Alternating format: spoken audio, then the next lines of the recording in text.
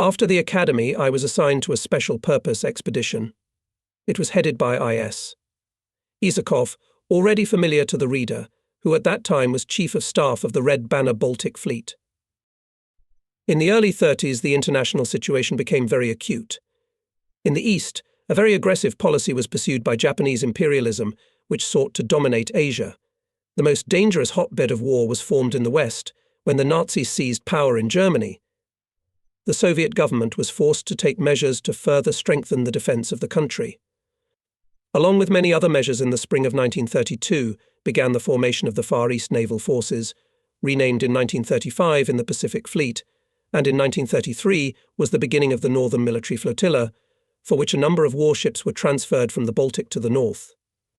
They marched along the White Sea-Baltic Canal, which had just become operational. The first detachment consisted of 2 destroyers, 2 patrol ships and 2 submarines. Transfer of naval warships along the system of rivers and lakes is not an easy thing. For this purpose, a special purpose expedition headed by an experienced Baltic sailor 3.A. Zakutnev was created. The chief of the expedition staff was I.S. Isakov. The way from Leningrad to Murmansk took then more than 2.5 months, from May 18th to August 5th.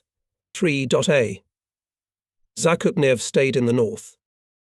He was appointed to command the new flotilla, and Isakov, returning to Leningrad, began to form the second expedition, Eon II. I headed its headquarters. The new detachment included a destroyer, a patrol ship, a submarine and 2 minesweepers, hastily preparing them for the transition. To reduce the draft, remove from the ship's guns, torpedo tubes, batteries and other heavy things. All this will follow us on special barges. But the destroyer Karl Liebknecht, and after unloading, sat too deep. We had to drive it into a wooden dock and carry it in this huge box. Dismantling of ships took place in Kronstadt. The work was closely monitored by the fleet commander L.M. Galler, and perhaps even more closely the secretary of the Leningrad Regional Party Committee S.M. Kirov. Sergei Mironovich often visited the plant and the ships, talked with the sailors, with us, the leaders of the expedition, was interested in our needs and helped us in every possible way. In the future, he closely followed the course of the operation, made sure that tugboats were delivered on time and provided us with everything we needed. I remember that in Schlisselburg the rivermen said that they had no tugs available. Well, what to do? I said to the dispatcher of the shipping company. We'll have to report to Sergei Mironovich. That was enough. An hour later, the same dispatcher reported that the tugs had arrived at our disposal. In those years, there were no locks on the sphere, and this part of the 224-kilometre journey was the most difficult for us. It was especially hard to drag the destroyer in a clumsy wooden dock. The sphere was snake-like, the current was strong, but the worst of all were the rapids. There were a lot of them here then. Drag the heavy ships along the narrow and winding fairway among the stone ridges towards the turbulent current. If you don't watch out, you'll throw the ship onto the rocks. The dock and the destroyer were dragged along the sphere by 4 old wheeled tugs, and when we approached the long Medvedets rapids with 3 steep turns, 12 tugs were harnessed at once, and still we were hardly moving. It was scary to look down from the high board of the dock. The water was clear, and there were stones with sharp tops at the bottom. Sometimes at turns, in narrow places, the dock hit an angular stone block, and then big chips were torn off from its walls, as if from under a giant planer. We were standing with I.G. Karpov, the assistant head of the expedition, in the building and economic part, and we were shivering, looking at how chips were flying from us, in the full sense of the word. The tugboats, honking their horns, were desperately hitting the water with their pliers. Thick black smoke was billowing from the wide pipes, and the dock was crawling with the speed of a turtle. At last the old pilots brought us to ascension. Here we breathed a freer sigh. The destroyer got out of the log shell, and now could follow much faster on the account of 1 or 2 tugs. And in Onega Lake, wide and deep, the sailors felt themselves in their native element. Actually, the canal starts from Puvenitsa Place on the northern shore of Lake Onega. There is the famous Puvenitz staircase, a whole cascade of locks. With their help, our ships, as on steps, climbed to the height of several tens of meters. And further 227 kilometers of the way along the rivers and lakes, connected into a single system.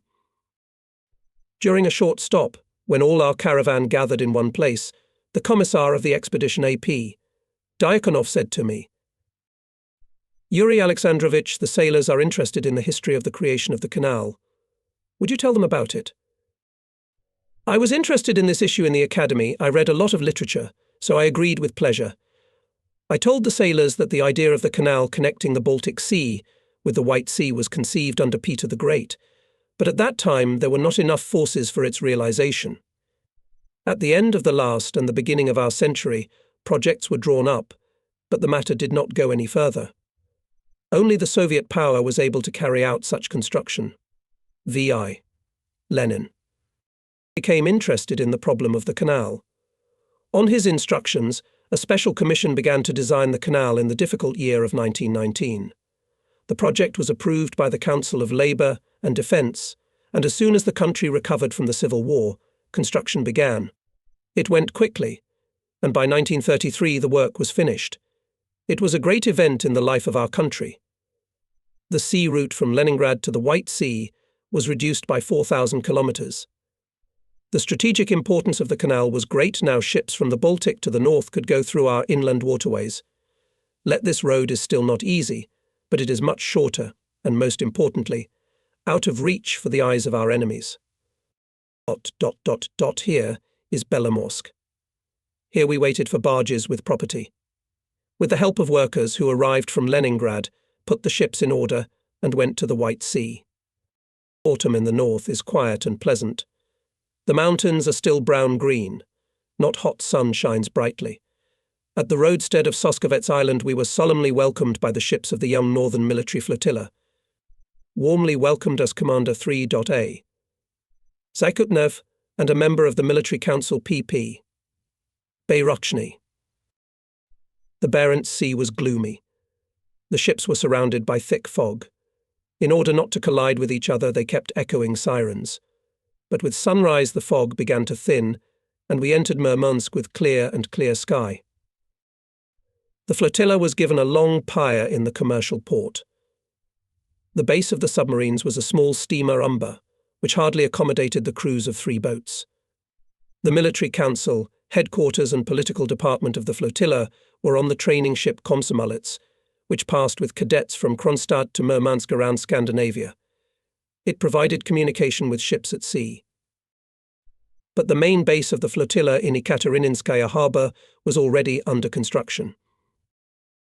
Ion 2 was completed. Isakov left for Kronstadt, and I unexpectedly received a new appointment ordered to take the cases of the Chief of Staff of the flotilla. The staff mainly consisted of my Baltic peers.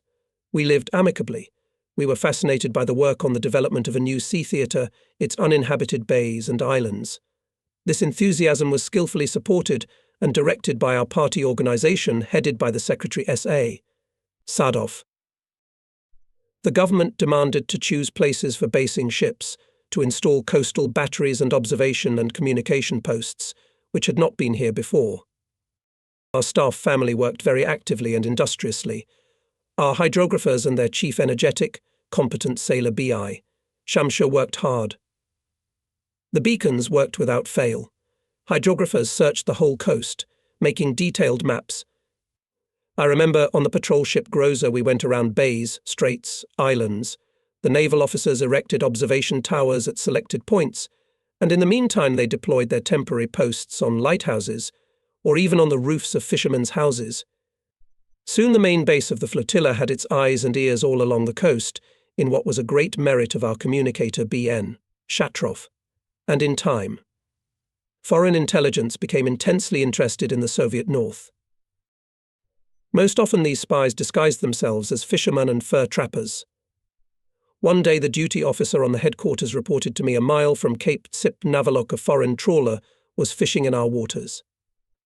The maritime border service here was still weak. There were no ships nearby.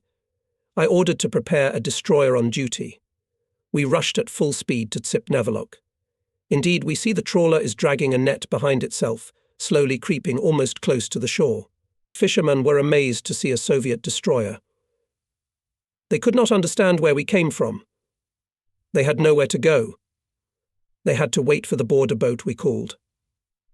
The detained vessel was taken to our port, and its crew was taken care of by the relevant authorities.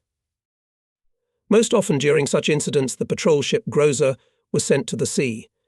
It was commanded by A.E. Pastukov, a young and ardent sailor in love with the sea and his ship. I knew him as a cadet. He was always characterized by vigor, and at the same time neatness and tautness.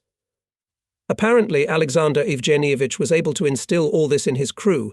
It was friendly, tireless, the ship was always clean. This crew could accomplish any task. I have already said that we on the Groza went around the entire coast, choosing bays for future bases, positions for batteries. We climbed a lot of mountains and gorges with different commissions. Most often we were accompanied by an old naval artilleryman, a veteran of coastal defense IA. Kasatkin. Already an elderly hero of the Civil War, he remained alive and agile, and it was not easy for us, young people, to keep up with him. I remember, near the tiny village of Vayenga, where Severomorsk city grew up afterwards, we were wading through dense thickets of some plants taller than a man. Kasatkin stroked his lush red moustache and squinted thoughtfully. This is how Gaoliang grows in the steppes of Manchuria. And at that time we had no time for botany. There was no escape from the midges. They were eating us up, stuffing our noses and mouths. But our shoreman did nothing, walking briskly, pushing the thickets apart with his hands. Our flagship miner Vasily Ivanovich Platonov was gloomily inspecting the bays and coves. There were very deep waters everywhere. According to the rules of the time, we could not make torpedo firing here, because if a torpedo sinks and lies on the ground, our divers will not be able to lift it. But in the end, Platonov solved this problem. For torpedo firing chose shallow areas of the White Sea. VI. Platonov already then showed himself an inquisitive and determined man. These qualities he fully demonstrated during the war years. VI. Platonov became an admiral and at one time headed the Northern Fleet. The climate of the north is harsh. It is not easy to get used to it. We feared that some of the sailors would not survive, but these gloomy forecasts did not come true. Neither bad drinking water at first, nor the sun shining round the clock in summer, nor the long and gloomy polar night overpowered our people. In many respects we owe it to the medics, headed by Dr. A.V. Edel Smolnikov, in the future a general. He not only treated but took all measures to prevent diseases, conducted great preventive work. Until the polar night came, we let the Komsomolets go back to the Baltic. The headquarters and political department were relocated to Polonnoy, to the wooden premises of the Museum of Pinro. The director of the institute, Prof. Kluge, with our help moved all his household to Murmansk, and on the tower of the museum created by him worked observation and communication post of the flotilla headquarters. In the far north, in the land of unintimidated birds, Soviet people hastily created bases, coastal batteries, observation posts. The young Northern military flotilla was gaining strength. It soon turned into the mighty Northern Fleet, which during the Great Patriotic War covered itself with unfading glory. The life of a sailor is restless. In a few years I had a chance to visit many seas. In 1939 I found myself in the Pacific Ocean as the chairman of the State Commission that accepted submarines from the industry. I had to sail a lot and for a long time enter bays and gulfs, and I was more and more attracted to these places, the ocean expanse. I did not suspect that 12 years would pass and I would come here to command the fleet. In the meantime I was engaged in the troublesome business of accepting ships. Accepted ships were handed over to the Pacific Fleet. It was then commanded by my old acquaintance Ivan Stepanovich Yumashev. "Listen, brother," he once said to me. "Your current service is not for you. After all, you're used to command. Do you want to join me as commander of the trawling and barrage brigade?" Of course, I agreed without a second thought.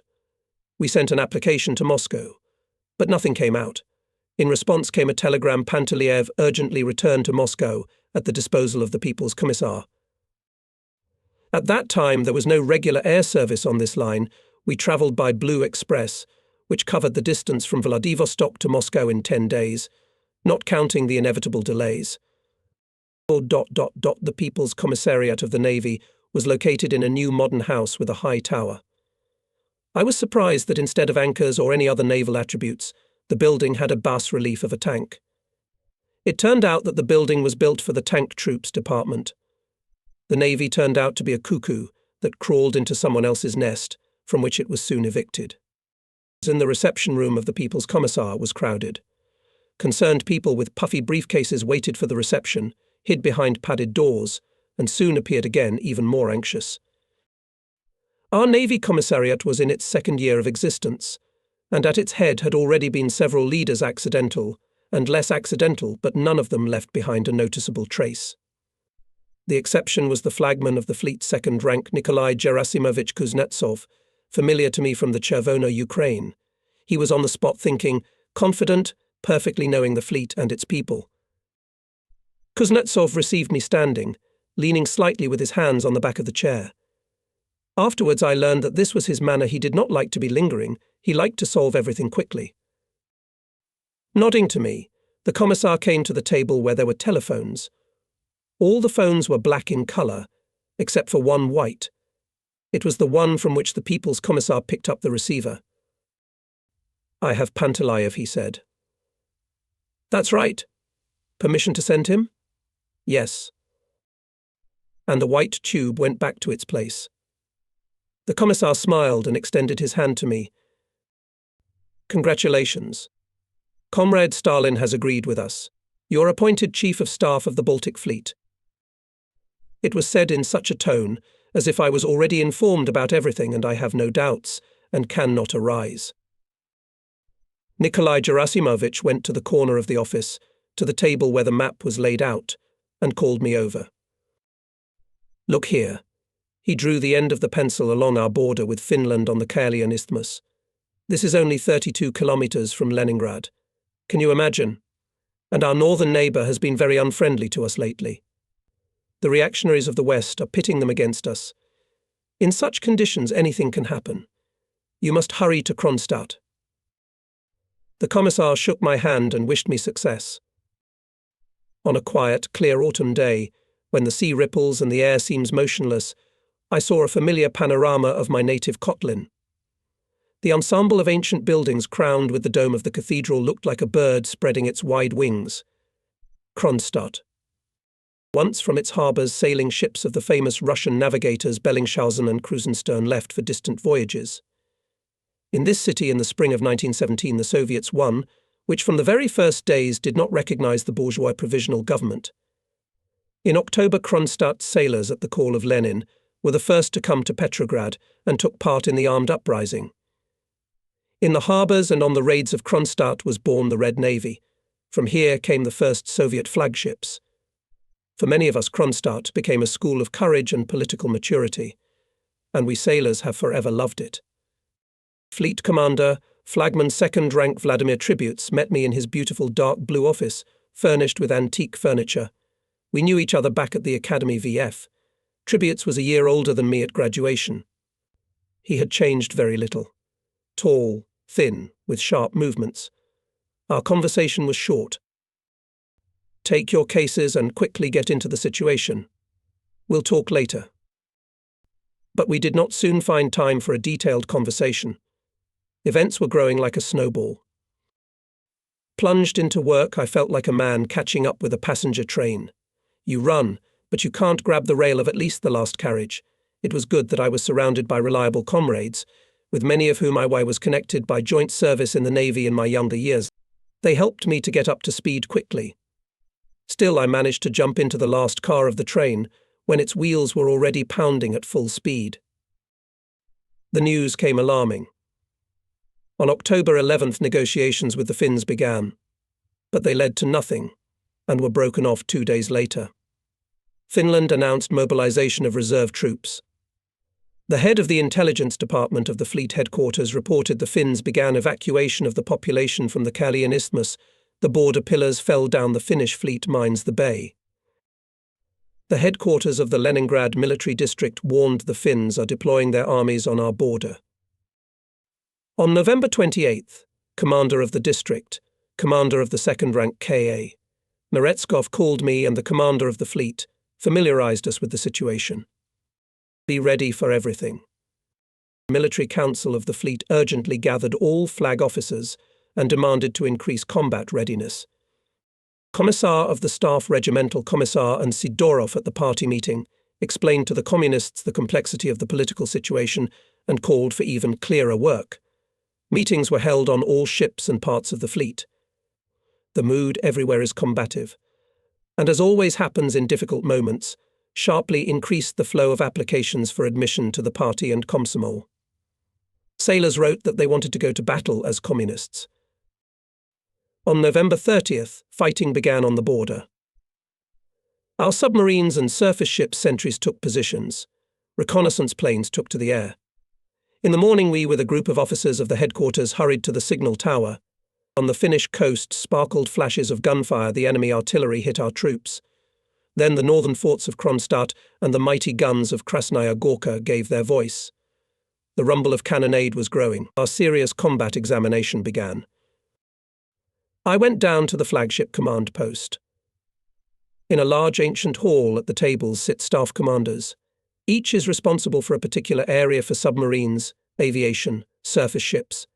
In the center of the hall is a large table with a huge map. It is applied to the general situation. The hall is the same in which we worked in peacetime, unprotected, with ceilings that can be penetrated by any shell, let alone an airplane bomb. It took bitter experience for us to learn how to securely hide our command posts. From the shore comes a report. The infantry thanked for the accurate fire. The fighting developed heavily. December 3rd, parts of the 70th Infantry Division stopped in front of the fortifications of the old Fort Eno. The infantrymen again asked us to help. The fleet commander sent a division of gunboats under the command of Captain 3rd Rank EI. Lazo to support the army men. From a distance of 20 cable meters, ships opened fire. But there were no adjusters on the shore. They fired on the area, so the effectiveness of fire was low. We had to urgently organize a shore mobile corrective post. Fire cannon boats immediately became more accurate. The army men were able to move forward again. That year there was a rare, fierce winter. The frost reached 40 degrees. Already in early December, the sea began to freeze. Ships could be taken out only with the help of icebreakers. It was ordered to take Lavesh-Ari, Seskar, Gogland and a number of other islands in the Gulf of Finland. We gave the pilots the task to treat these islands reliably. A lot of bombs were dropped. Coastal batteries of Luga Bay sent hundreds of heavy shells to the area. In the evening called on the phone Chief of Staff of the Fleet Aviation Colonel Pavel Pavlovich Kady. You can land paratroopers. The pilots ploughed the islands to the best of their ability. Do you have any losses? No, all the planes came back. Were the Finns there? There's a lot of anti-aircraft artillery on the islands. Some planes had holes in their wings and fuselage. Could it be from their own shrapnel? It shouldn't be. I had to think about it. The thing is that a few days ago we sent our scouts to Gogland to Komsomol Finns. They searched the island up and down and reported that there was not a soul there. They did not believe the guys and decided to act according to the original plan. They sent warships to the island. They opened hurricane fire on the coastal strip in the landing sites. The enemy didn't respond. I stood on the bridge of the ship, watching the landing of 1,500 fighters, and it seemed to me that I could see through binoculars and fire points and enemy soldiers. In fact, the island was empty. It remained to regret that we did not believe the reconnaissance fighters and wasted so much effort and munition. Maybe the pilots bombed in vain too. Alas, in a combat situation there are often all sorts of inconsistencies. I remember how the destroyer reported to us about the detection of an enemy aircraft, although it turned out afterwards that it was a Soviet plane. And the pilots, in turn, broadcast that they saw an enemy destroyer. To understand these reports was not easy.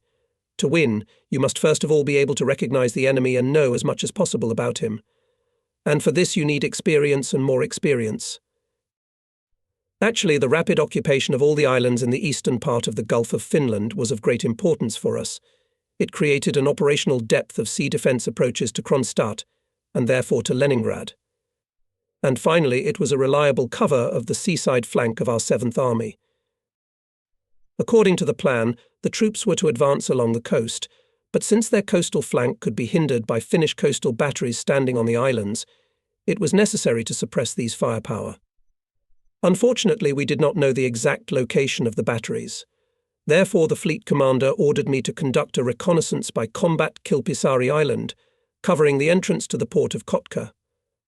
On December 6th, a detachment of ships consisting of the leader Minsk, 2 old destroyers and several boats left Kronstadt under the flag of the Chief of Staff of the fleet. We quickly reached the edge of the Espinski Aiskeres. The rangefinder reports. Distance 70 cable meters. The island is silent. 60 cable meters. Still silence. Maybe this island is empty too. There is almost no wind, it is cool, but we on the bridge are hot from tents waiting. 50 cable meters. The red ship signalman reports. I see a flash. The battery has opened fire. Finally. Sighed a sigh of relief from one of the staff commanders. Order to open fire. The leader shuddered at the friendly volley. Hit the guns and other ships. But the enemy continues to fire. A column of water rushed up in front of the leader's bow. We do not stop firing. 3 enemy shells exploded very close. Shrapnel knocked on the side of the ship, the war room, the smokestack. 1 splinter, apparently already in the air, dug into the fur collar of my winter raglan. It smelled of burning. I shook the fragment on the deck, and when it cooled down, I picked it up and kept it as a memory of my first sea battle. Navigators hastily take bearing on the flash's record distances. We continue to follow the combat course and fire. Shells from the shore fell with a small flight, so we're in the fork. The caliber of enemy shells minus 152 millimeters. If they hit us, they'll do us a lot of harm. I'm signaling the commander of the ship. Machine telegraphs rang. The ship increased its speed. The sea hunters are putting up a smoke screen to hide the squad from enemy eyes. Behind the clouds of smoke can still be heard the rumble of explosions. We have accomplished the task. We have established the exact location of the enemy battery. On the enemy batteries on different islands in December fired cruiser Kirov, destroyers and even line ships. But the firing was often conducted without correction, and its results in such cases were unimportant. Afterwards, I and a group of commanders of the headquarters had a chance to visit the islands of Russa and Bjork, which were fired at by large ships. The batteries there suffered little damage, and this was also the case on other islands. Our naval artillerymen at that time were not sufficiently trained in firing at coastal targets. They had been preparing for years for battles only with the sea enemy. This was a clear omission. We worked out a detailed plan for landing a large landing force on the islands of the Biaki archipelago. We should have started as soon as the 7th Army broke through the main strip of enemy defences. But on December 23rd, our land forces stopped advancing. There were not enough forces to overcome the Mannerheim line. And winter was not waiting. The sea was quickly covered with an ice shell. On December 30th, breaking through with icebreakers, warships went to sea for the last time to support the flank of the army with artillery. The landing had to be cancelled. The Finnish fleet did not show itself at sea. The enemy surface ships stood in their bases under the cover of coastal batteries. Finnish aviation operated only at the front. Nevertheless, the Finns managed to place mine barriers at Cape Juminda and at the entrance to Paldiski. This violated the sovereignty of Estonia, then still a bourgeois republic, but I think it was done not without the knowledge of Estonian rulers. The main attention of the White Finnish command was paid to the South Kvarken Strait.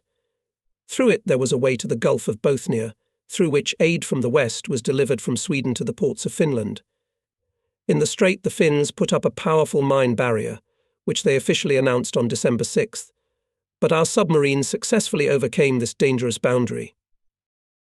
It is always hard to sail in December. Storms, snow charges, impenetrable fogs, frost causing icing of the ship. From the submariners required great effort to act in such an environment. And yet on December 10th, the submarine Shesh 322 under the command of Lieutenant Commander VA. Polshchuk sank the first enemy transport with military cargo. The breakthrough to the Gulf of Bothnia every day became more and more difficult and dangerous. I have repeatedly talked to the commanders of the boats. It is possible to force the strait at the cost of extreme tension of forces and nerves. You have to go under mines are rattling against the side of the boat. And deviate to the side, hit the rocks, told me the commander of the division, Lieutenant Captain A. Oral. The bottom of the strait is very uneven. In some places there are huge boulders, and even underwater rocks. We have no detailed maps of the strait, but we have to go almost close to the islets. And there are lighthouses with observation posts on them. Only the most skillful and brave commanders could force Kvarken and act in Botnik. Perhaps the greatest success fell to the share of F.G. Vershinin. During one campaign he sank 3 enemy transports. His ship was assigned a difficult position in the northern part of the Gulf of Bothnia, near the port of Vausa, where the ice stretched for a dozen miles from the shore. Seeing the transport, the division commander Oral ordered to pursue the enemy over the water. Ice floes were scraping against the side. They could damage the hull and propellers, but the submariners did not slow down. The transport was caught up at night. They opened fire from cannons. Artillerymen coped with the task. The transport went up in flames, and then disappeared among ice floes. 4 hours later, in the darkness, found the second enemy ship. It was sunk quickly. With the third ship approached in thick fog. It was very difficult to shoot. The target was hardly distinguishable. Still we sent the enemy to the bottom. The ship was carrying a cargo of liquid fuel. In a short period of time in the Gulf of Bothnia visited 8 of our submarines. One of the first to overcome the anti-submarine frontier in Kvarken was submarines S-1 Captain Lieutenant A.V. Tripolsky and Sh 319 Captain Lieutenant N.S. Egashin. They blocked the ports of Raumo and Kristina until almost the whole bay was covered with ice. The last to leave the Gulf of Bothnia on January 19th was Captain 3rd Rank A.M. Konyev. I remember well how much we had to endure then. In Kvarken Strait S-1 was forced to surface, and immediately it was pinned by ice. When we received the news of this, we began to think feverishly about how to help her. Someone even suggested asking Sweden to send its icebreakers. But that would have meant losing the ship. It would have been interned with the crew. And from the boat came radiograms, one after another, more alarming. The Soviet ship was attacked by enemy planes. Fortunately, the bombs fell aside.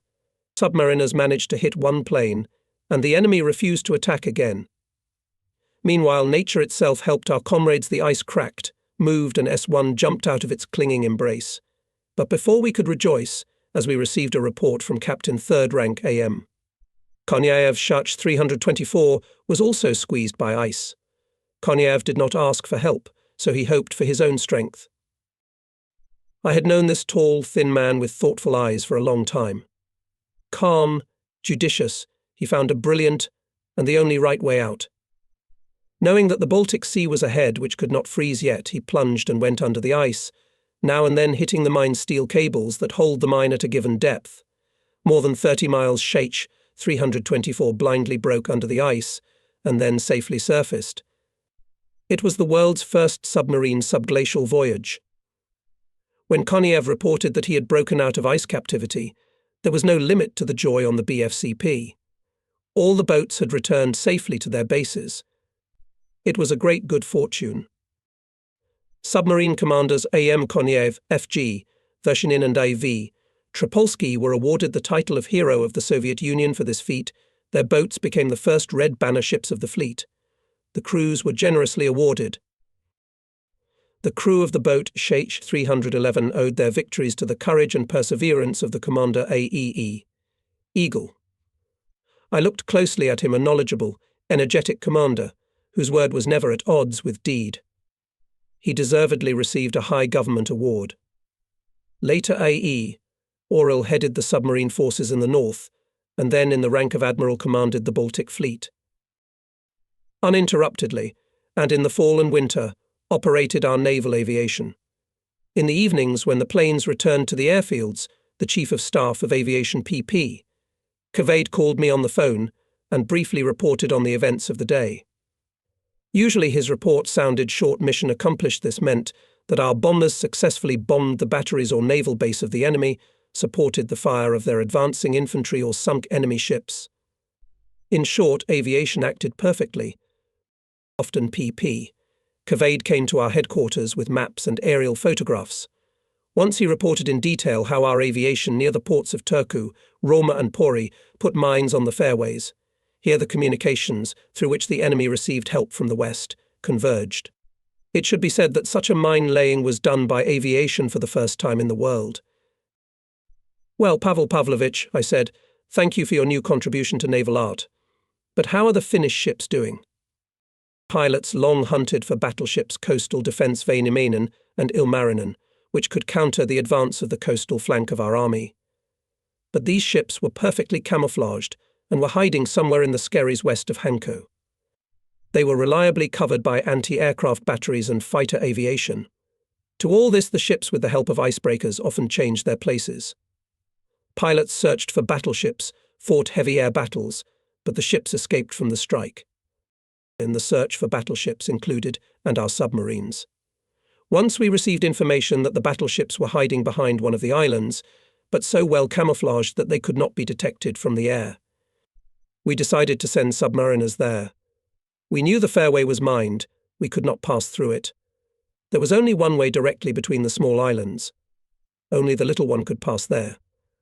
It was a dangerous undertaking. We had no detailed maps of this scary area, and there were banks and sharp underwater rock sugar heads everywhere. We called the commander of M90 Senior Lieutenant P.A., Sidorenko, and explained him the task. "Well, can you cope?"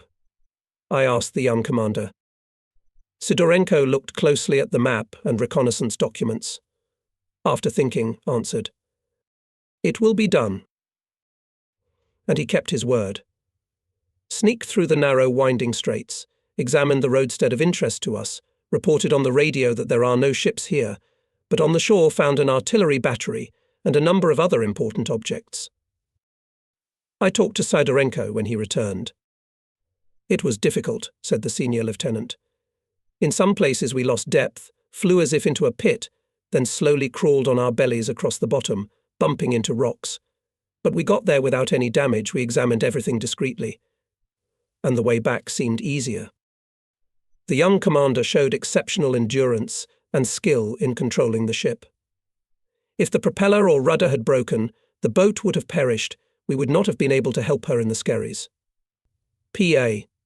Sidorenko is still alive and well. He is captain of the first rank. He serves in the Naval Academy. In winter, our pilots had a hard time. Snowfalls and blizzards put airfields out of operation. Snow removal equipment got stuck.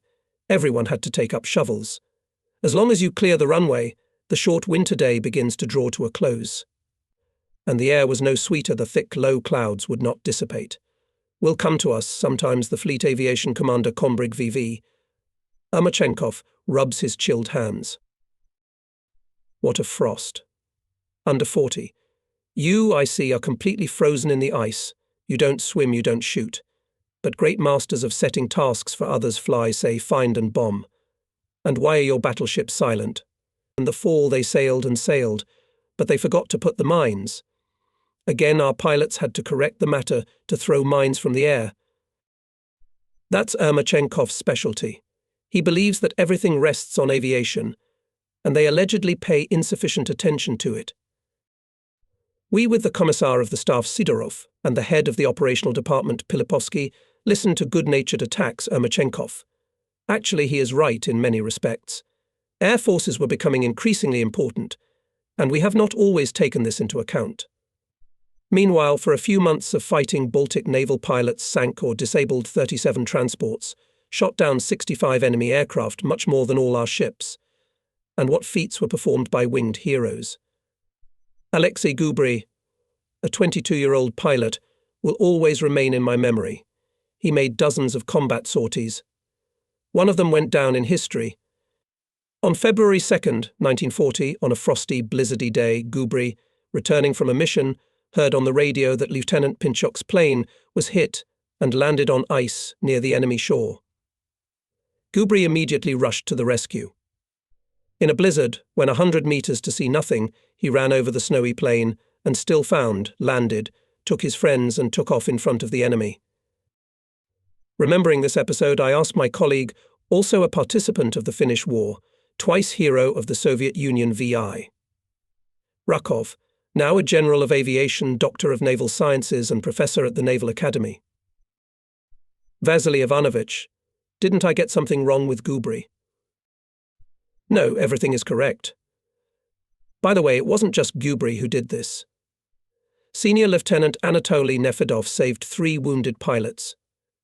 Senior Lieutenant Fyodor Radus also landed in a frost and blizzard near our plane, took all its crew, weapons, documents and returned home safely. AAA. Gubry, II, Nefedov and FN. Radus became heroes of the Soviet Union. This high title was earned then by 14 more Baltic pilots. In those days began, and the glory of Captain Vasily Ivanovich Rakov, whose talent was fully developed during the Great Patriotic War, when he made hundreds of combat sorties, sank more than 15 ships, destroyed dozens of enemy aircraft. The Gulf of Finland is finally covered with ice. Now, there was a danger that enemy troops could pass through it to our rear. The headquarters of the Leningrad front reasoned as follows: since the ice is the same water, it means that sailors should fight on it. For actions on the ice line of 80 kilometers between the Gulf of Vyborg and the island of Gogland, we urgently formed a rifle brigade and 5 separate battalions from sailors. 3 heavy railroad batteries maneuvered along the shore. Leningrad sportsmen sailors took an active part in the fighting. They made up the crews of buoys, which carried out reconnaissance and communication service on the ice of the Gulf of Finland and Lake Ladoga. Many captains of the buoys distinguished themselves, in particular MF Antonov, who kept communication between the southern shore of the Luga Bay area and the northern shore near Cape Sivast, IV Kurishev IP, Matveyev BS, Yakovlev MF Igorov. In the fresh wind, the ice yachts carried at a speed of up to 100 kilometers per hour and were elusive for the enemy. The formation of the brigade and separate rifle battalions was engaged in the fleet headquarters, its organizational department, headed by Colonel Azilian. The matter was completely unexpected for us and was not part of any plans. Fighters were recruited from coastal defense units and volunteers from ships. There were a lot of willing men, which testified to the high morale of sailors. This was the result of well-organized political work in the fleet, which was led by Brigade Commissar P.I. Belsky. It was not easy for the head of the rear M.I. Moskalenko. It was necessary to provide soldiers with weapons, warm winter clothing, find several thousand pairs of skis with bindings. To be honest, we did not do much skiing in the Navy, and the sailors did not know how to ski well. We had to urgently organize training. We paid special attention to a special shore escort detachment of 1,500 people. It consisted of volunteers from the ships. It was formed in Oranienbaum. The commander of the detachment was Kombrig N.Y. Denisovich. The commissar was a young at that time battalion commissar V.M. Grishanov. Although there was a significant difference in years between them, but both true communists immediately found a common language. Denisovich, a sturdily bunched mustachioed man, was both in appearance and in character a successful Cossack. Pushy, well-versed in business, he firmly held the detachment in his hands, skillfully built training. V.M. Grishanov, also tireless and persistent, showed himself a good educator and cared a lot about his soldiers. We and the Commissar of the Staff and Sidorov more than once visited the detachment and saw that the party organization and Komsomol managed to firmly unite people who came from the most diverse parts and ships of the fleet. All of them were brave, tall, healthy guys dreaming of a feat. We used to come to the barracks and ask, "Well, guys, how are you doing? What do you need?" They answered that they were satisfied with everything. They were interested in one thing when they would be sent to the front, and no requests. But when we talked to the commander of the detachment N.Y., Denisovich and Commissar V.M. Grishanov, we were flooded with requests for spare sets of skis, guns, and even tanks. We did not have enough notebooks to write everything down, but we tried to do what we could. We knew that these people would not ask anything for nothing. The detachment was to cover the seaside flank of the 7th Army, and during the offensive of our troops to assist the 70th Infantry Division in its movement along the coast. By the end of January, the detachment was transferred to the coast, in the area of Cape Sivast. Our troops were preparing to break through the main strip of enemy defences. Sailors' skiers deeply penetrated into the enemy location, revealing resistance nodes. On February 4th, a group of scouts was ambushed. Squad Commander Morozov was wounded. The enemy officer tried to strangle him. But Krasnoflotets Poskonkin, a 20-year-old big man from the Tambov region, came up. He stabbed the officer with a bayonet, threw grenades at the soldier, and weighing Morozov on himself, carried him out of the fire. This is how Russian Bogotars acted, and there were many of them in the detachment. A.R. Poskonkin was awarded the title of Hero of the Soviet Union.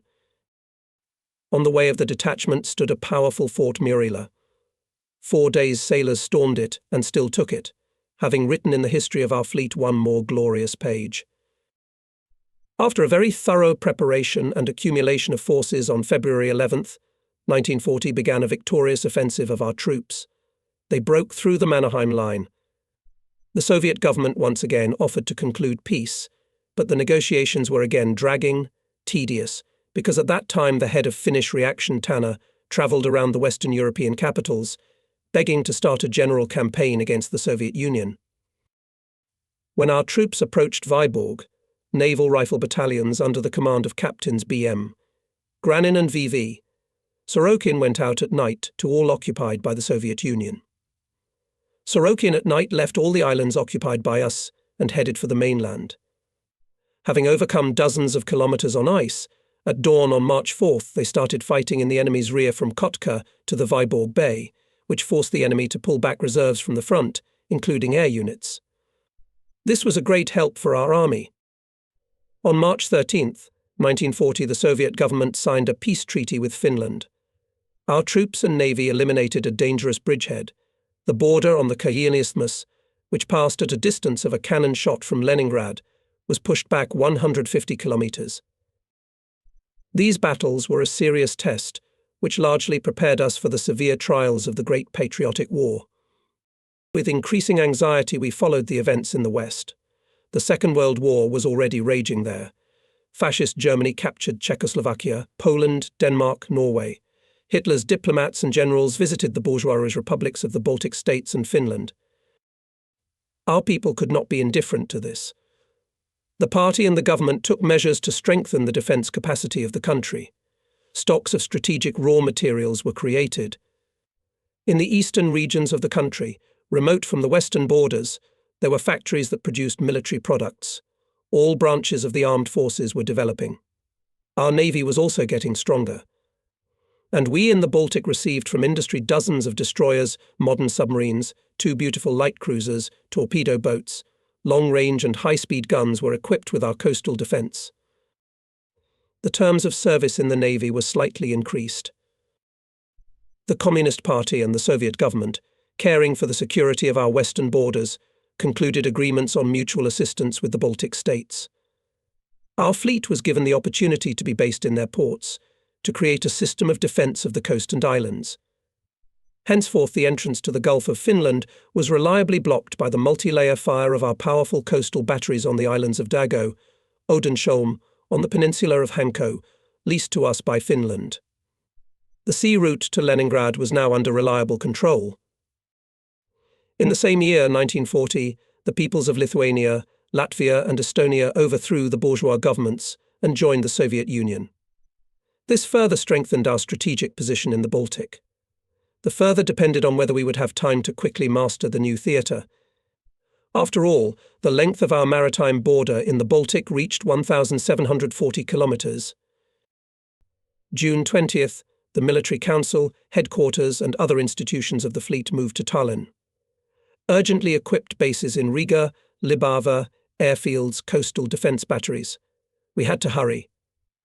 The headquarters of the Leningrad military district informed us about the incessant concentration of German troops on our land borders. Fascist airplanes invaded our airspace more and more often. Unknown submarines began to appear near the coast. A squadron of large German warships demonstratively conducted manoeuvres in full view of our coast. It became known that the Nazis transferred to Finland about 43,000 of their soldiers. We, the staff, understood that this is not for nothing and tried to maximize the combat effectiveness of the fleet. We organized drills. Sudden drills checked the combat readiness of units and formations. Work in the headquarters was not interrupted from morning until late at night. The soul of the staff team was the party organization. My deputy in the political part of the regimental commissar and Sidorov worked skillfully, proactively. Combatively, purposefully led all party political work in the Fleet Chief Pubolta Brigade Commissar P.I. Belsky. All sailors knew him well. Staff and Pubolt worked very friendly, and it was of great importance for further improvement of combat readiness of the fleet. The word war was not yet officially pronounced anywhere, but we felt it was close. Just in case the ships were dispersed. Already at the end of May 1941 we transferred cruisers, destroyers and most of the submarines from Libava to Riga, where there were more air defence facilities. The battleship Marat and the minesweeper OK were transferred from Tallinn to Kronstadt. At midnight Tallinn was plunged into darkness, and only in the windows of a large building, where the headquarters and political department of the fleet did not go out the light. The fleet by that time had experienced leadership staff. Squadron commanded by a brave and energetic Rear Admiral D.D. Vidovichenko, a detachment of Light Forces Rear Admiral V.P. Drozd. The submarine brigades were headed by the participant of the war in Spain, hero of the Soviet Union, Captain First Rank N.P., Egyptko and excellent submariners Captain First Rank N.I., Vinogradov and Captain Second Rank A.E. Oral. Brigades of torpedo boats were commanded by Captains Second Rank V.S., Cherokov and V.A., Solomatin, who were in love with their work, with their swift small ships. Large specialists stood at the head of Coastal Defense Generals I.S., Mushnov and I.N. Dmitriev, Colonels I.A., Kustov and V.T., Rumiantsev. The Air Force was headed by Major General V.V. Ermachenkov. Here grew up outstanding pilots, heroes of the Soviet Union N. Preobrazhensky, V.I. Rakov, I.I. Borzov, I.G. Romanenko, I.I. Krokalev. Unfortunately, we had few modern aircraft. A particular shortage was felt in fighters. We had quite accurate information about the forces of our probable enemy in the Baltic. We could expect the appearance in our waters one modern battleship, 4 cruisers, more than 36 destroyers, up to 80 submarines, a large number of torpedo boats and minesweepers. To this, there were reasons to add 71 warships of the Finnish fleet. The forces are not insignificant. At the beginning of summer we received alarming signals from our border guards. This prompted us to put the fleet on high alert as early as June 19, 1941.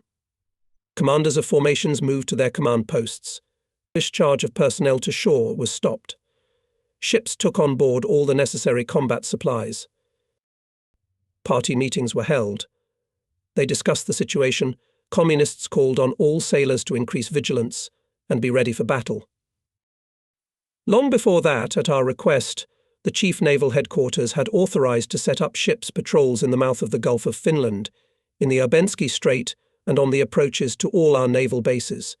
Up to the time they did not detect anything suspicious in the sea. June 20th and 21 were also quiet. The only alarming thing was that the number of German merchant ships in the sea had decreased, and they were now travelling with a combat guard. It was also worrying that under various formal pretexts the Germans began to detain our ships in German ports.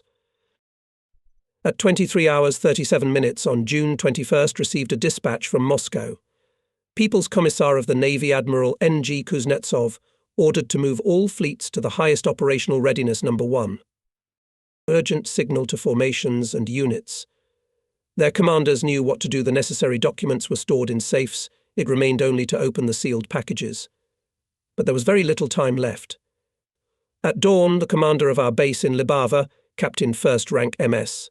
Klavensky, reported the bombs fell on the military camp and in the airfield area. There is no special damage, and immediately another alarm call Chief of Staff of the Kronstadt base Captain Second Rank FV, Zozulia reported. Dropped 16 German mines at the entrance to the Kronstadt raid. The waterway remained clear. And it went. Telephones ringing incessantly. Reports of silhouettes of unknown ships, submarine periscopes, airborne landings. Not a stream, but a waterfall of reports. and all of them must be taken, analysed, sift out the credible from the obvious nonsense. And as soon as possible, because every second of delay threatens to result in the loss of hundreds and thousands of human lives.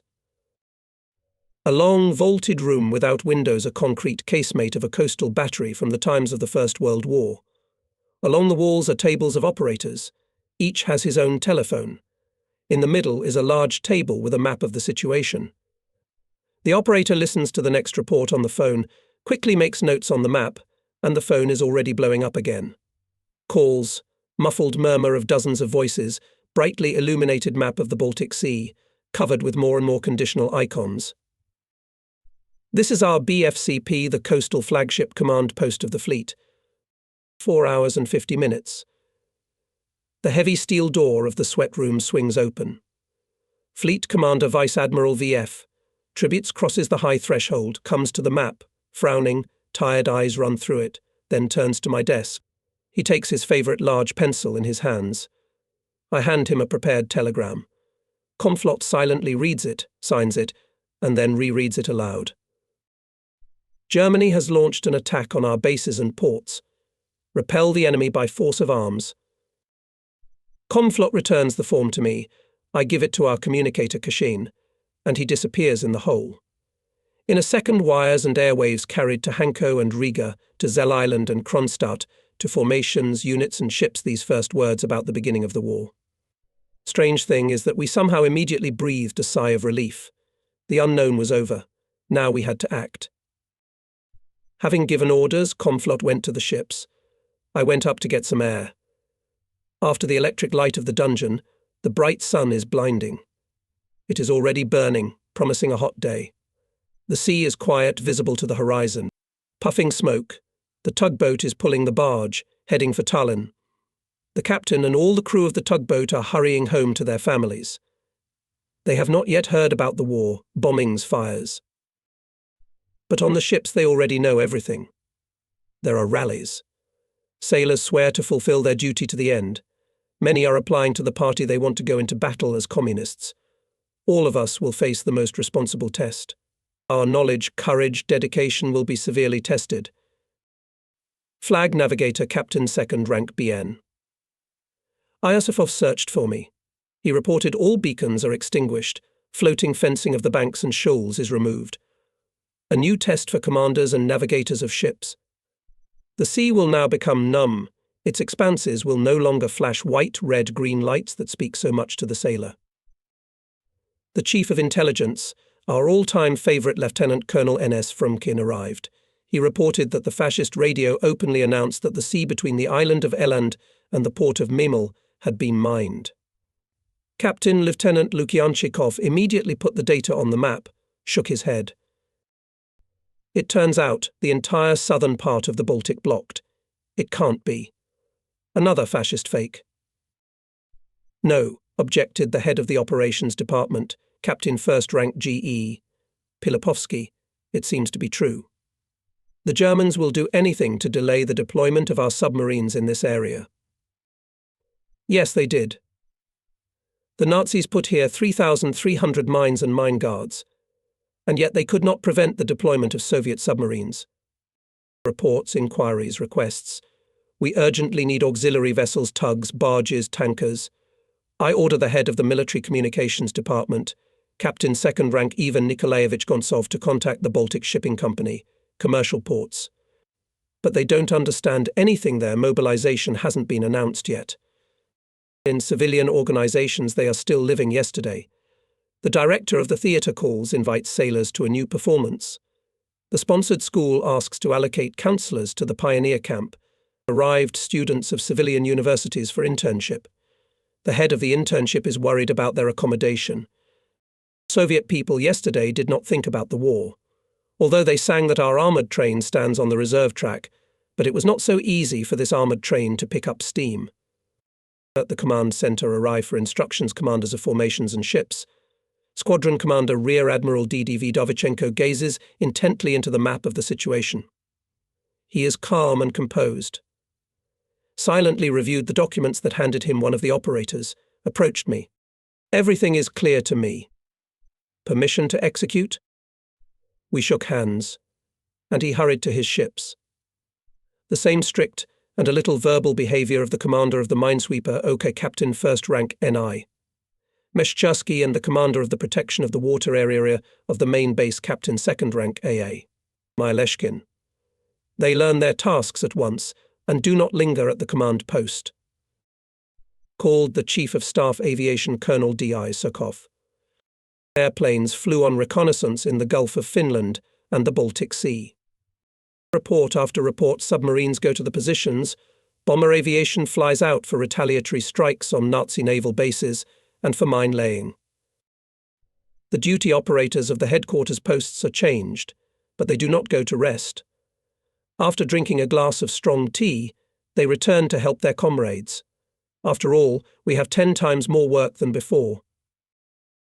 The commander of the fleet appears at the BFCP for a short time, listens to my report, gives instructions and leaves for a meeting of the Central Committee of the Communist Party and the Council of People's Commissars of Estonia. At noon, the whole country learns about the war. Now we quickly find common ground with local organizations. The merchant and fishing fleets allocate us more than 200 different ships together with their crews. Thousands of fighters and commanders called up from the reserves are arriving.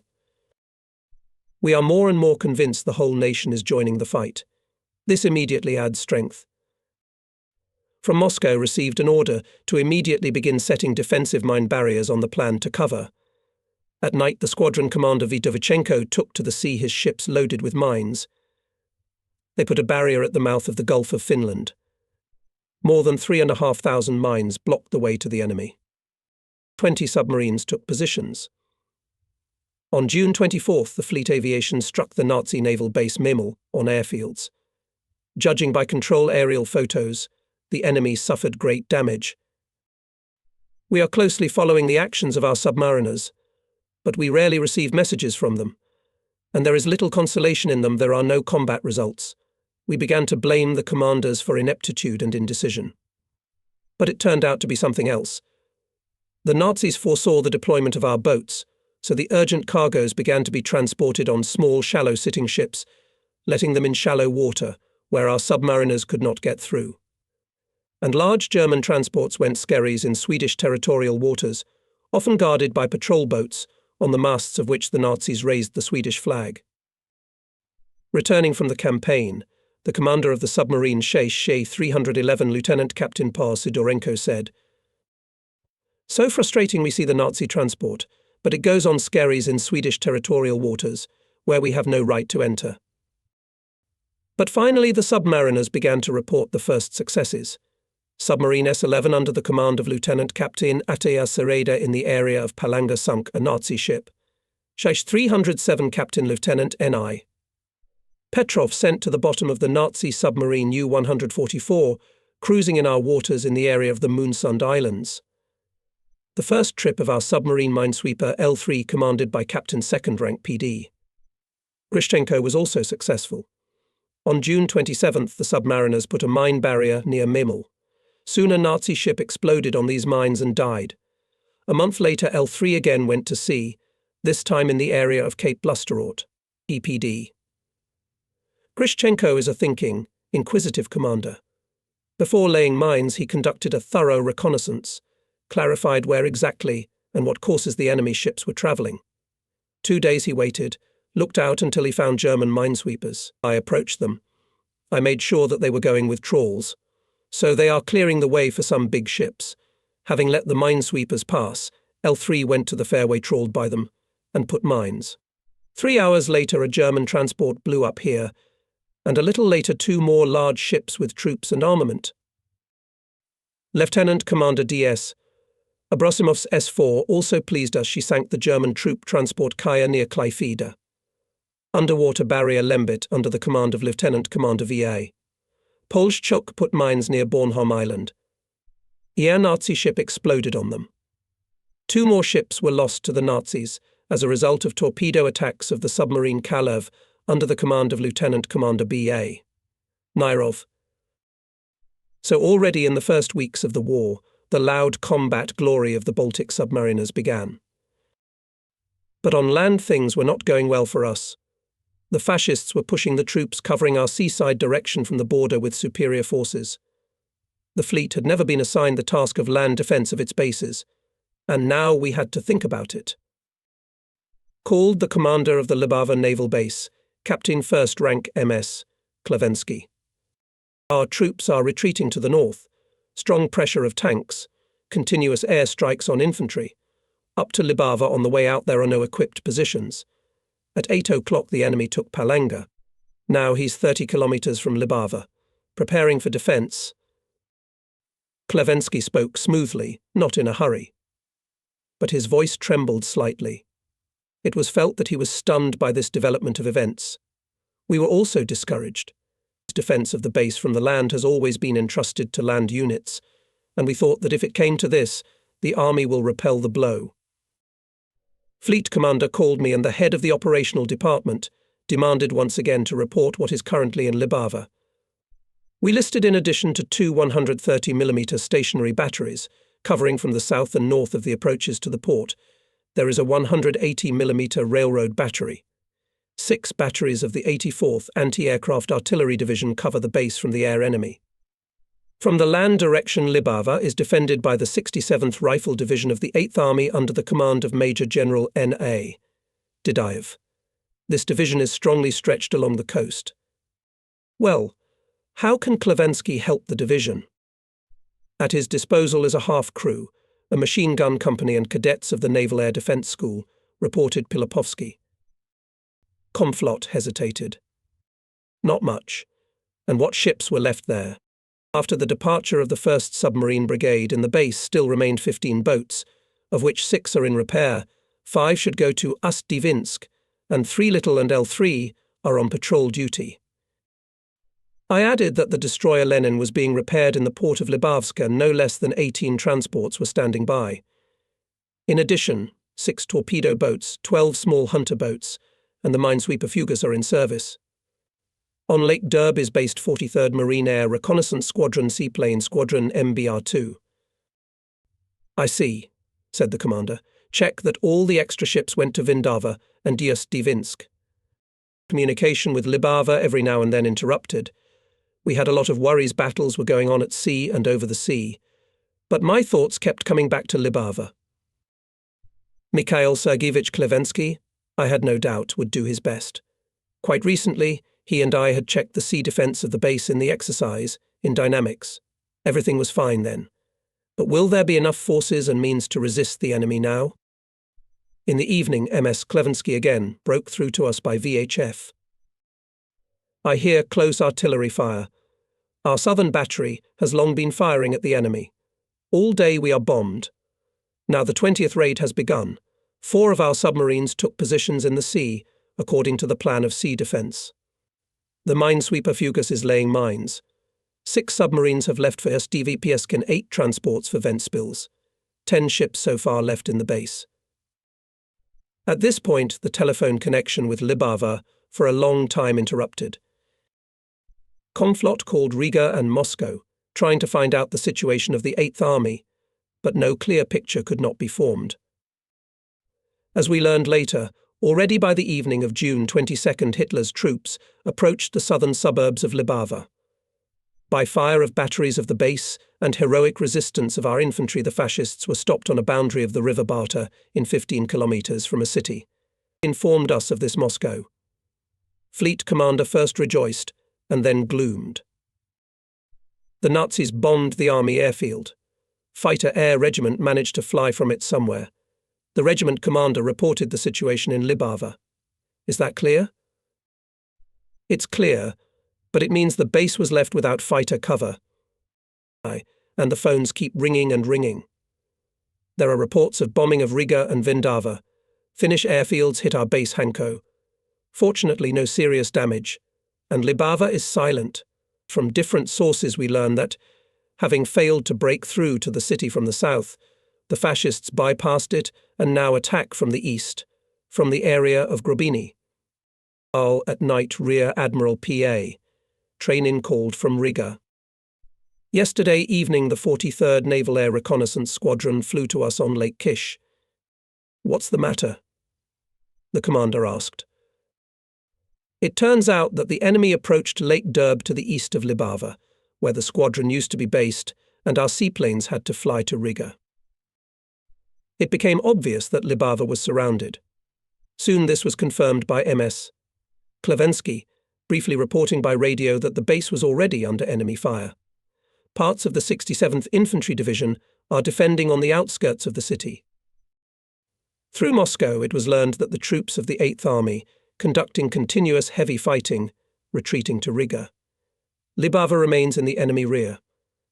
Commanders of submarines and transports, which arrived to Ust-Dvinsk from Libava, confirmed that the garrison of the encircled base heroically defends, but its forces are melting. By the way, later in the documents captured from the enemy was found a record marked June 25th. Because of stubborn resistance and heavy artillery fire, the offensive of the 291st Infantry Division is suspended. Yes, that was the case. On June 24th, the defenders of Libava infantrymen, sailors, cadets, work units not only stopped, but even counterattacked and somewhat squeezed the Nazis, who had begun to infiltrate into the city. The military council and all of us, officers of the staff, thought about how to help the garrison of Libava. The fleet did not have land forces, send ships to Libava. But all the combat forces of the fleet were busy with mine laying in the Gulf of Finland and the Gulf of Riga, help with aviation. But all our strike aviation at the request of the front was operating near Riga and in the Luga direction. Libava continued to fight. More than once the base tried to bombard the enemy armoured train from the area of the railway station Trobinia. However, it was destroyed by the accurate fire of our naval batteries. From the area of Tosmari factory the enemy was pushed back. But also the brief appearance of enemy soldiers near the military port played a fatal role. The commander of the repairing destroyer Lenin, reasonably fearing as if the fascists had not captured the ship, blew it up. As the senior of the group of repaired ships, he for the same reason ordered to blow up, and 5 submarines that were in the dock. After that, there were more explosions. The mine storehouse of the base was being destroyed. The commander of the frontier ships detachment and the commander of the raid guard, seeing the destruction of the base, left with their boats to Vindava. As a result, only transports and 5 torpedo boats remained in Libava. The 180mm 4-gun battery, no, 18, the pride of our railway artillery, was in a difficult situation. The enemy surrounded it from all sides. The battery commander Captain V.P. Lisetsky acted decisively and boldly. Under the very nose of the enemy, heavy transporters rushed forward. While the enemy recollected, the battery broke out of the ring. On the way the battery was ambushed many times, fought hand-to-hand battles, repaired the railroad track. Every now and then, coming under fire, they advanced through the area occupied by the enemy. The battery was saved. It broke through to Riga, and then, together with the units of our army, withdrew to the east. The garrison that fought suffered a great loss. The division commander, Major General N.A. Didayev, died. The defense of the city was headed by MS Klevensky. All night we tried to clarify the situation at Libava. Chief of Fleet Communications, Colonel Mazernov, usually calm, imperturbable, nervous, every minute wipes sweaty forehead with a handkerchief. He gets the most. Suddenly I see him running with a sheet in his hand. In a hurry, almost knocked me down. We flew into the commander's office together. Tributes ran his eyes over the telegram. It's not getting any easier by the hour. Immediately took up the telephone receiver, direct connection with the Fleet Aviation Commander, and said briefly, "Now come to the control room." The telegram was from Riga. Train-in reported that from Klevensky, received a report 14 kilometers north of Pavilosti, the enemy landed a landing force. Extremely necessary assistance to our aviation. There was no time for clarification and clarification. We had to act. 28 of our SB airplanes took to the air. But no landing in the harbour Pavilosti did not appear. Apparently, someone misled Klevensky. We received an order from the People's Commissar of the Navy Libava should not be surrendered in any case. The garrison of the city fought fiercely. Soldiers and sailors, workers, party and Soviet workers, Komsomol activists, everyone who cared about the Soviet power, went to the firing lines and repulsed frantic attacks of fascists. On the roads leading to Libava, dust clouds were rising. German motorcyclists were rushing forward, counting on a close victory. They saw the suburbs of Libar and anticipated a pleasant vacation. But they were met by friendly fire of Soviet patriots and were drawn into heavy, bloody battles. At the place of Rutsava, the Hitlerites were met by the fighting Komsomol detachment, which was commanded by the secretary of the district committee of LKSM of Latvia, Imants Sudmolis. Together with army men and sailors, Komsomol members repulsed countless enemy attacks. Mortal feats were made in these days by young Latvians. Komsomol member Modris Traimanis crawled with a bunch of grenades to a fascist tank and destroyed it. When fascists landed a parachute landing in the rear of our troops, Komsomol members led by Imants Sudmolis rushed to search for the parachutists. All enemy infiltrators were caught or destroyed. Many time later, after the Nazis broke into the city, they managed to capture the brave Komsomol leader. Sudmolis died of torture, but did not betray his fighting friends who remained in the Libavian underground. After the war, he was posthumously awarded the title of Hero of the Soviet Union. At one of the sites, a detachment of cadets of the Naval Air Defense School was commanded by Captain V.A. Orlov. A handful of sailors, by fire of machine guns and rifles, grenades and bottles with combustible mixture for several days, repulsed attacks of German infantry and tanks.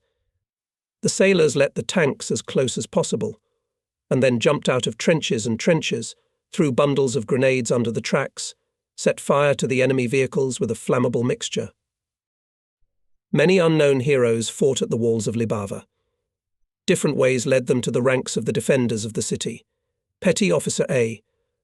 Prostorov served at the Hydro Aerodrome as an aviation mechanic, served airplanes MBR-2. But here Hitlerites approached the Lake d'Urbe, where hydroaviation was based. The airplanes, having dropped their bomb load on the enemy columns for the last time, were forced to fly away to another water body. At the Hydro Aerodrome remained a petty officer, and with him 11 sailors. Prostorov led his small detachment to Libava. Sailors distinguished themselves in fights on June 26th, when Hitlerites were rushing forward with the greatest fierceness. Prostorov threw off his tunic. His mighty figure in a calfskin coat, with a machine gun raised high above his head, was remembered by all. "Sailors, follow me," was heard the commander's voice. And the sailors rushed into the counterattack. Petty officer of the first article Kudyakov, redcoats Markov, Palchenko were not a step behind Prostorov, drawing the rest of the soldiers with their impulse. Women and even children took part in the fights for Libava. Some of them brought ammunition, others helped the wounded, worked in hospitals. On June 27th, fulfilling the order of the Stavka, our troops broke through the enemy ring and left Libava. But the fighting in the city continued in the first days of July. Eyewitnesses told that 5 sailors were fighting in one of the houses. They repulsed Hitlerite attacks for a long time. Fighting to the last opportunity, the sailors died under the debris of the building, blown up by fascists. Already after the war, in these ruins were found the remains of heroes and shreds of old Navy clothes. The communications officer on duty said that I was called Klevensky.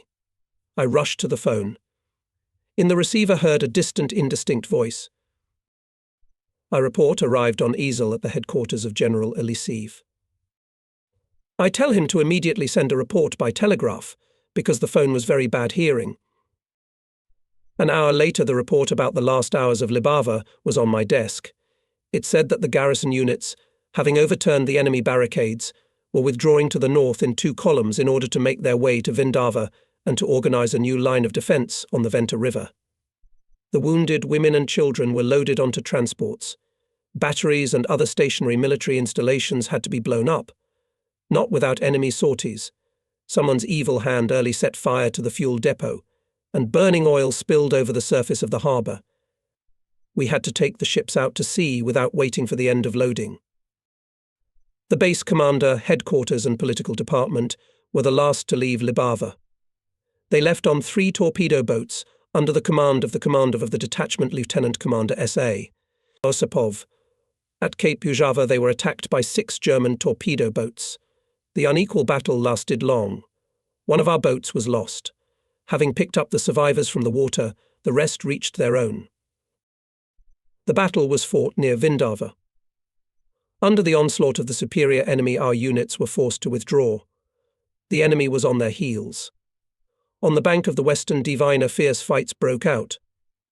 Not all defenders of Libava managed to escape from the ring. Many remained in the enemy rear, joined the partisans, and in their ranks selflessly fought against the invaders until the liberation of the Baltic by our troops.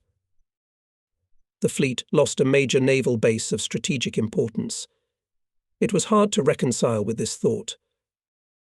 And here came new worries.